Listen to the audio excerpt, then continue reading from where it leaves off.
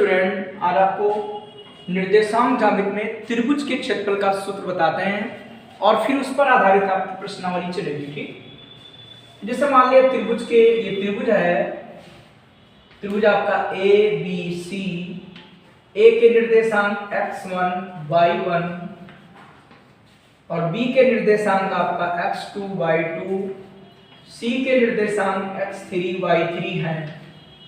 तो त्रिभुज का क्षेत्रफल का सूत्र क्या होता है? देखिए, त्रिभुज का क्षेत्रफल आएगा 1/2 और इसका तरीका कैसे याद रखेंगे? 1 2 3 2 3 1 और आपका आएगा 3 1 2। ये त्रिभुज के फार्मूला को याद करने का ट्रिक है। 1 2 3 2 3 1 3 1 2 1 2 3 2 3 1 3 1 2 1 2 3 2 3 1 3 1 2, ऐसे ध्यान रखो। ये हो गया ये x, ये हो गया y और ये हो गया y। ठीक है, तो यहां पर क्या आएगा? x1 ब्रैकेट में y2 minus y3, y2 minus y3, ये आपका आएगा x2 y3 माइनस y1, आगे आएगा आपका x3 y1 minus y2, x1 y2 minus y3, x2 y3 minus y1, x3 y1 minus y2। 1 2 3 2 3 1 3 1 2 आसानी से याद हो जाएगा, इसके बीच में रहता माइनस। ठीक, तो 1 2 3 2 3 1 3 1 2 ये त्रिभुज के क्षेत्रफल का सूत्र होता है। ठीक, आसानी से याद होगा अगर ये ट्रिक ध्यान रखते हो। उसके बाद देखिएगा संरेख होने के लिए प्रतिबंध। अगला लिखेंगे यहां पर संरेख होने के लिए प्रतिबंध। तो संरेख होने के लिए प्रतिबंध क्या आएगा भाई? तीनों बिंदु संरेख कब होंगे? जब त्रिभुज का क्षेत्रफल 0 हो। संरेख क्या होता है कि तीनों बिंदु एक ही रेखा पर स्थित हो। कि कोई तीन बिंदु संरेख कब होंगे? जब तीनों बिंदु एक रेखा पर हो। और आपको पीछे पढ़ा भी चुके हैं और आज इस तरीके से ही बताया जा रहा संरेख होने के लिए प्रतिबंध। वहां पर दूसरा मेथड पढ़ा था कि जैसे इसका योग है, इन दोनों भुजाओं के योग के बराबर आ रहा है तो संरेख है। यहां पर क्या है? जब संरेख होगा तो त्रिभुज बनेंगे नहीं। ठीक है, त्रिभुज बनेगा नहीं तो त्रिभुज का क्षेत्रफल होगा 0। तो त्रिभुज का क्षेत्रफल 0 और 1/2। आगे चलेगा x1 y2 minus y3, x2 y3 minus y1, 1 2 3 2 3 1, फिर आएगा x3 y1 माइनस y2। अब ये आपका 0, 2 की गुणा करेंगे 0 से आएगा 0, भाई 2 की गुणा करेंगे 0 से हो जाएगा 0। यह आएगा x1 y2 माइनस y3, यह आएगा x2 y3 माइनस y1, ये x3 y1 माइनस y2। 0 से गुणा करेंगे 0 हो जाएगा। तो ये संरेख होने के लिए प्रतिबंध हो गया। ठीक, क्या हो गया? x1 y2 y3, x2 y3 y1, x3 y1 y2। ठीक, 1 2 3 2 3 1 3 1 2 बराबर 0। यहां बीच में माइनस रहेगा। ठीक, 1 2 3 2 3 1 3 1 2 बराबर 0। ये संरेख होने के लिए प्रतिबंध है और ये त्रिभुज के क्षेत्रफल का सूत्र है। आपको याद करना जिससे अगली प्रश्नावली आपको दिक्कत नहीं होगी। देखिए प्रश्नावली 7.3 उसका क्वेश्चन नंबर फर्स्ट, इस त्रिभुज का क्षेत्रफल ज्ञात कीजिए जिसके शीर्ष से दिए हो। ठीक, तो देखिए नंबर फर्स्ट है आपका, ये त्रिभुज है, इसका शीर्ष 2,3, बी इसके कितने -1,0, सी 2, -4, ये x1, ये y1, x2 y2 x3 और y3। आप निकाल लेंगे त्रिभुज का क्षेत्रफल। त्रिभुज का क्षेत्रफल, अभी आप लोगों ने सूत्र पढ़ा था x1 ब्रैकेट में y2 minus y3, x2 bracket में y3 minus y1 plus x3 bracket में y1 माइनस y2। बता था आपको 1 2 3 2 3 1 3 1 2।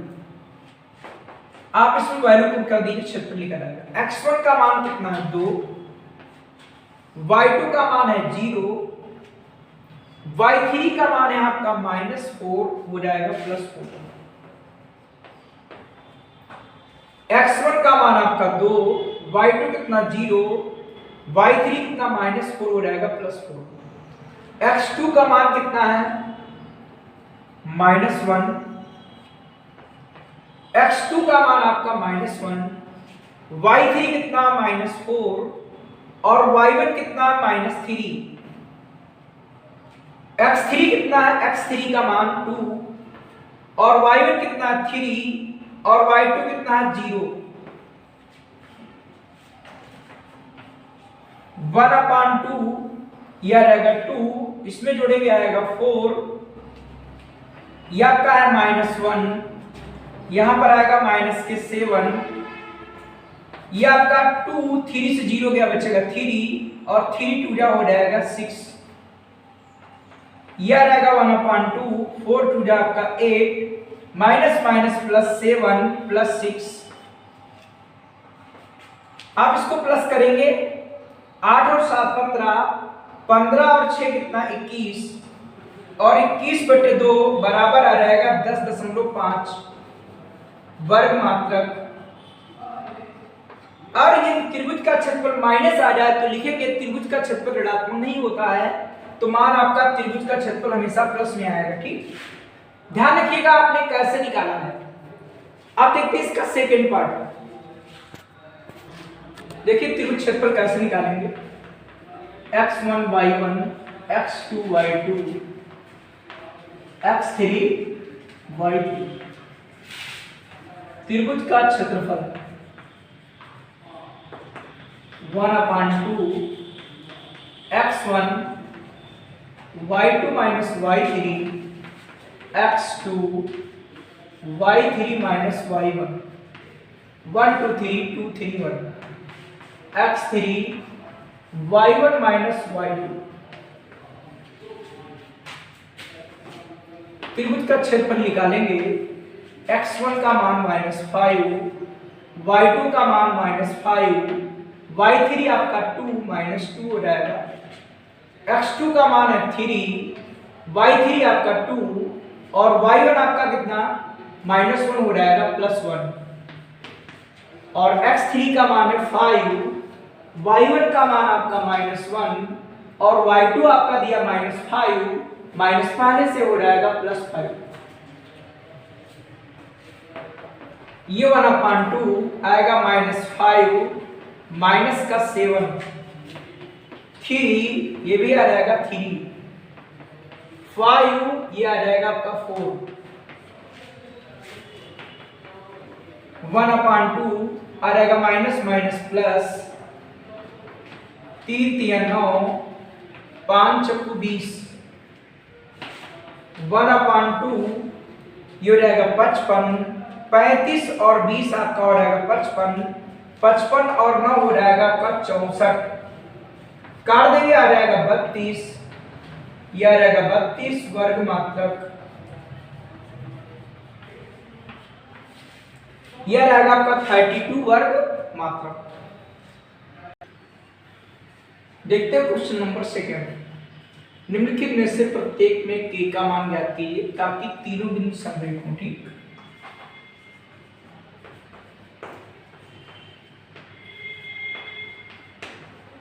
ये तीनों बिंदु संरेख हैं। k का मान बताना हमें कि संरेख होने के लिए k का मान क्या चाहिए। ठीक, या x1 y1 x2 y2 x3 y3। तो यहां पर लिखेंगे संरेख होने के लिए प्रतिबंध। संरेख होने के लिए प्रतिबंध क्या है?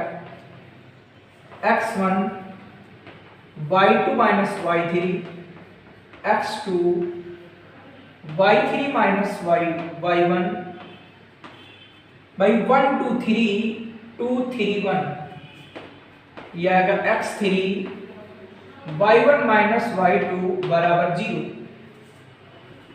1 2 3 2 3 1 3 1 2 x1 का मान है 7 y2 आपका 1 y3 कितना है k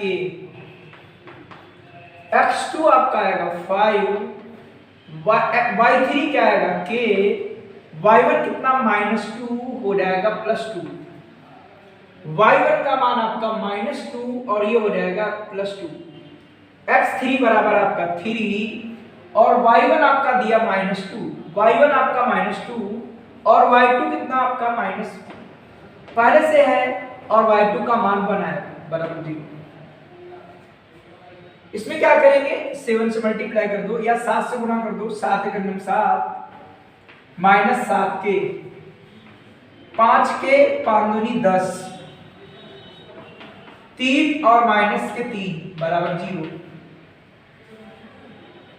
10 और 7 को हो जाएगा 17 प्लस के 17 और इसमें घटाएंगे विपरीत निशान से जो घटेगा जो निशान ज्यादा वही बचेगा माइनस के 2 के 3 3 9 माइनस के 9 बराबर 0 आपका आ गया यहाँ पर 2 के और 17 से 9 जाएगा बचेगा आपका प्लस का 8 बराबर 0 आपका आ जाएगा -2 के बराबर आएगा माइनस के 8 माइनस माइनस कट गया 2 चौको 8 अर्थात के बराबर आपका आ गया 4 के बराबर क्या हो गया 4 अर्थात के बराबर 4 के लिए ये तीनों बिंदु संरेख होंगे। उसके बाद देखिए सेकंड पार्ट 8 का मान 1 अगला आपका बिंदु है k का मान -4 अगला बिंदु आपका है 2 का मान -5 ये आपका x1 y1 ये x2 और ये y2 ये आपका x3 और ये y3 आप निकाल लेंगे संरेख होने के लिए प्रतिबंध। संरेख होने के लिए प्रतिबंध संरेख होने के लिए प्रतिबंध कैसे निकालेंगे देखिए इसके सूत्र x1 y2 माइनस y3 यह आएगा x2 y3 माइनस y1 फिर आएगा x3 y1 माइनस y2 बराबर 0 ये संरेख के लिए प्रतिबंध होता है 1 2 3 2 3 1 3 1 2 x1 का मान आपका आएगा 8 y2 कितना दिया माइनस के 4 x1 8 y2 का मान -4 y3 आपका -5 हो जाएगा +5 x2 का मान आएगा k y3 का मान आएगा -5 y1 का मान आएगा 1 x3 का मान क्या आएगा 2 और y1 का मान आएगा 1 y2 का मान आएगा -4 हो जाएगा +4 बराबर 0। फिर से ध्यान रखिएगा x1 का मान आपका 8 y2 कितना -4 y3 कितना 5 लेकिन माइनस का 5 प्लस हो जाएगा x2 आपका k y3 कितना -5 y1 आपका 1 x3 कितना आपका 2 y1 कितना आपका 1 और y2 कितना है -4 तो माइनस माइनस हो जाता है +4 बराबर 0। ये 8 ये घटाएंगे बचेगा प्लस का 1 यह आएगा के ब्रैकेट में आएगा माइनस के 6 -6 ये आएगा 2 गुणे में आएगा 5 बराबर 0 4 और 1 5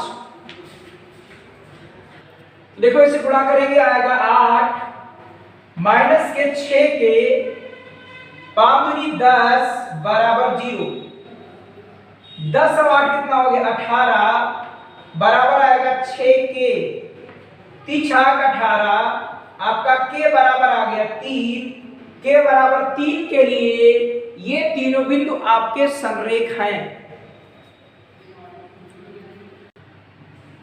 देखते हैं क्वेश्चन नंबर आपका थर्ड कि शीर्षों 0,-1, 2,1 और 0,3 वाले त्रिभुज की भुजाओं के मध्य बिंदु से बने त्रिभुज का क्षेत्रफल ज्ञात कीजिए और इस क्षेत्रफल का दिए हुए त्रिभुज के क्षेत्रफल के साथ अनुपात।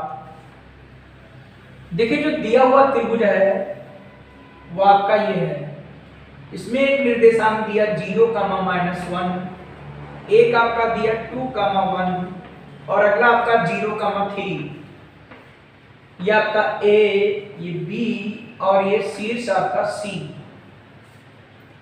इसका मध्य बिंदु है आपका P, इसका मध्य बिंदु है आपका Q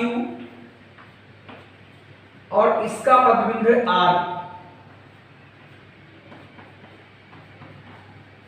ये दिखा रहा है कि इसका मध्य बिंदु ये, इसका मध्य बिंदु आपका ये है, ये इसका मध्य बिंदु है। कह रहा इस त्रिभुज, इस क्षेत्रफल का दिए हुए त्रिभुज के जो क्षेत्रफल है उसके साथ अनुपात निकालना है। तो पहले इस त्रिभुज का निकालना मुझे क्षेत्रफल। जो त्रिभुज हमारा बना है PQR, इसका पहले निकालेंगे क्षेत्रफल। इसके क्षेत्रफल निकालने के लिए पहले इसके चाहिए निर्देशांक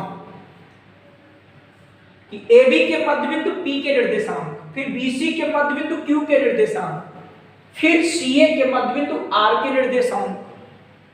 और जब इनके निर्देशांक निकल आएंगे तो आप त्रिभुज का क्षेत्रफल निकालेंगे और फिर जो दिया गया त्रिभुज था उसका क्षेत्रफल निकालेंगे और उसके आयतन में अनुपात ज्ञात करेंगे। तो यहां पर लिखेंगे AB के मध्य बिंदु P के निर्देशांक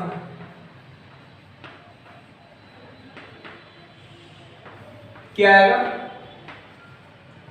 0 + 2/2, चूंकि सूत्र क्या होता है x1 + x2, x1 + x2/2, y1 + y2/2, y1 + y2/2।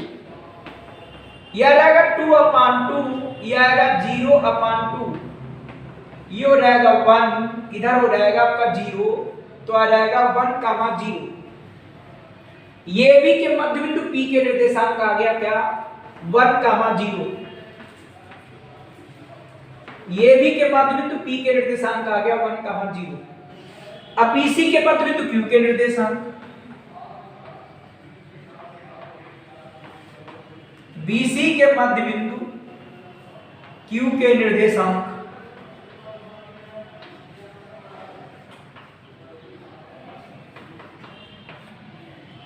BC के मध्य बिंदु Q के निर्देशांक क्या है 2 + 0/2, 1 + 3/2। तो ये आपका आ जाएगा क्या 2/2, ये आएगा 4/2, ये आ जाएगा आपका 1/2। भाई भाग करेंगे आ जाएगा 1, इससे भाग करेंगे आ जाएगा 2, तो इसका अनुपात निकल आया 1,2। अब लिखेंगे CA के मध्य बिंदु R के निर्देशांक, CA के मध्य बिंदु R के निर्देशांक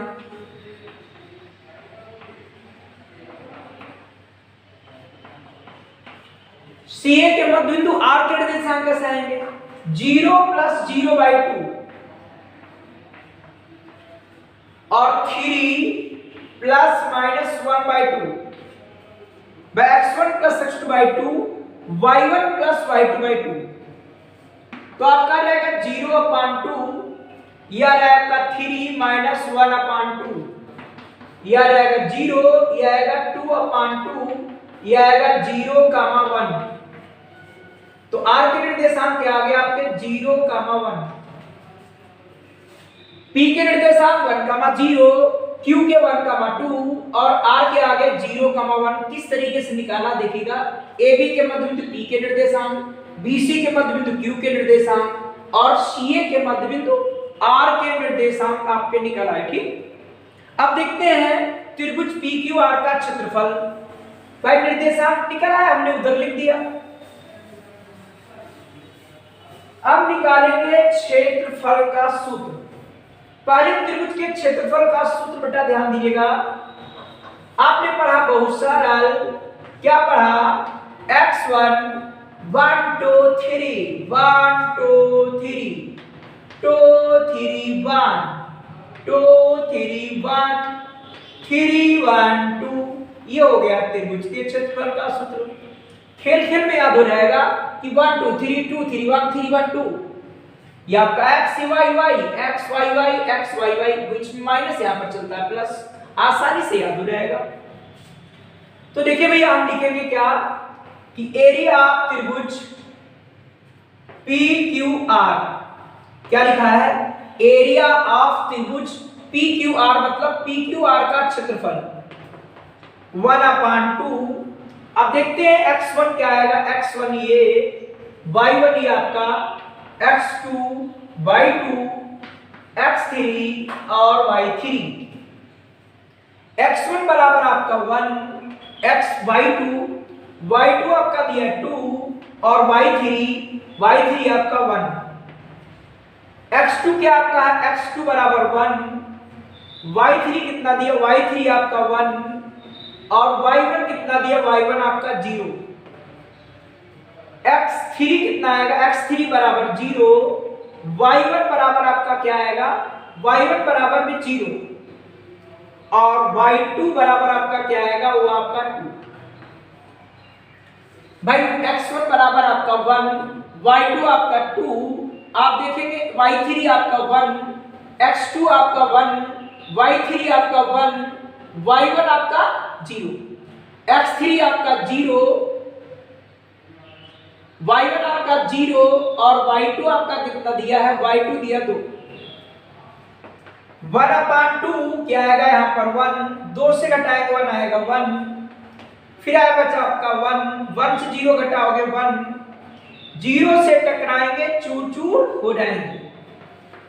1/2 1 + 1 बराबर हो गया 2, क्रॉस कर देंगे आपका कट गया, आ गया 1 वर्ग मात्रक। ये भैया हो गया त्रिभुज PQR का क्षेत्रफल। अब इसके बाद निकालेंगे, ये तो पूछ रहा था इससे बनने वाले त्रिभुज का क्षेत्रफल, तो एक आंसर आपका ये हो गया कि 1 वर्ग मात्रक। अब कह रहा इस त्रिभुज और जो दिया गया त्रिभुज है उसके क्षेत्रफल में अनुपात निकालिए। तो अब देखिए क्या करेंगे, इसके बाद निकालेंगे हम कि त्रिभुज ABC का क्षेत्रफल। अब इससे में मतलब नहीं रहा, हम ABC का क्षेत्रफल लिखेंगे। ठीक, तो सूत्र तो यही लगाना पड़ेगा, लिखेंगे एरिया ऑफ त्रिभुज PQR।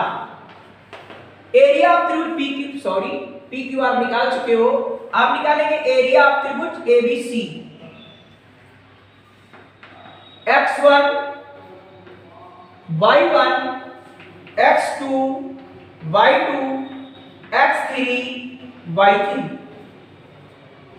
तो आएगा 1/2, x1 बराबर आपका 0, y2 आपका आएगा 1, y3 आएगा आपका 3, x2 बराबर आपका आएगा 2, x2 बराबर 2, y3 बराबर आपका 3, y1 बराबर -1 हो जाएगा +1, x3 बराबर आपका 0, y1 आपका -1, y2 आपका -1। वो 1 था तो चूंकि माइनस है तो यहां पर माइनस हो गया। 1/2 0 से टकराएंगे चूर चूर हो जाएंगे, यह आएगा 4 दूनी कितना 8, ये भी 0 से टकराएंगे चूर चूर हो जाएंगे।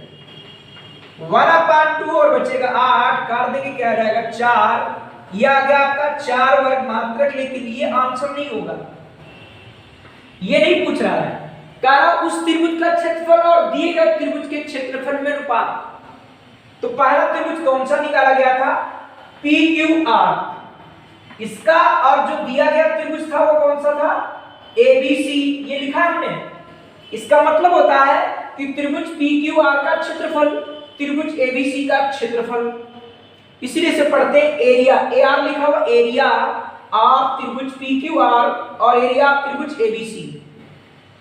तो इसका एरिया कितना दिया 1 और इसका दिया 4। अभी आपने निकाला उस वाले का 1 आया, इसका 4, तो इसमें आपका अनुपात आ जाएगा कि एरिया ऑफ त्रिभुज पीक्यूआर अनुपात एरिया ऑफ त्रिभुज एबीसी बराबर आ जाएगा आपका 1:4। एरिया ऑफ त्रिभुज पीक्यूआर अनुपात एरिया ऑफ त्रिभुज एबीसी बराबर आ जाएगा 1:4। 1:4 होगा, ये ध्यान रखना भैया, ठीक।